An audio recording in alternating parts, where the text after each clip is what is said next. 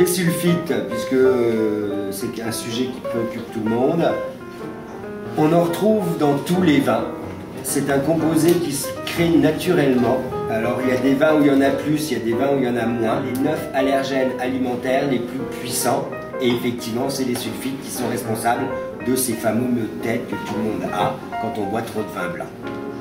En fait, du sulfite on en met, ça dépend, les viticulteurs les plus consciencieux en mettront très peu. En mettront juste avant la mise en bouteille parce que c'est un conservateur et un stabilisant et un antiseptique.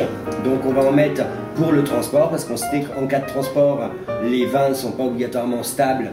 Donc on a besoin de les stabiliser, donc on va en mettre un peu avant la mise en bouteille. Il y a après des viticulteurs qui n'ont pas obligatoirement des récoltes qui sont triées et tout ça. Donc la meilleure façon d'enrayer le moindre départ de pourriture ou quelque chose comme ça, ben, c'est de mettre des sulfites. Et après on en remet encore en cours d'élevage. Et puis après à la mise en bouteille, il y a des viticulteurs qui considèrent que c'est pas la peine, que si le vin est fait proprement avec des raisins qui sont sains, il y a beaucoup moins besoin de sulfites. Depuis 2005, c'est obligé qu'il y ait sur l'étiquette contient des sulfites.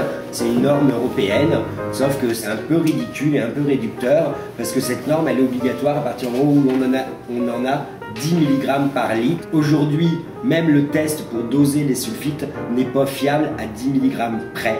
Ce qui fait qu'il y a des viticulteurs qui ne mettent pas de sulfite dans leur vin, donc qui n'en ajoutent pas. Et quand ils passent à l'analyse, ils se retrouvent avec des taux de 20-30 mg.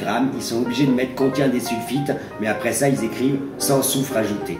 En fait, s'il y a plus de sulfite dans les vins liquoreux, c'est parce qu'il reste du sucre résiduel. Et à partir du moment où il y a du sucre résiduel, il y a une possibilité d'un redépart en fermentation, puisque les levures, les fameuses Saccharomyces cerevisiae, qui sont responsables de la transformation du sucre en alcool, sont susceptibles de retravailler et donc de retransformer le sucre résiduel qui reste en alcool, donc auquel cas il y aurait en plus de l'effervescence dans la bouteille. Et pour éviter tout départ de refermentation, on va justement aseptiser le vin au maximum avec justement des sulfites.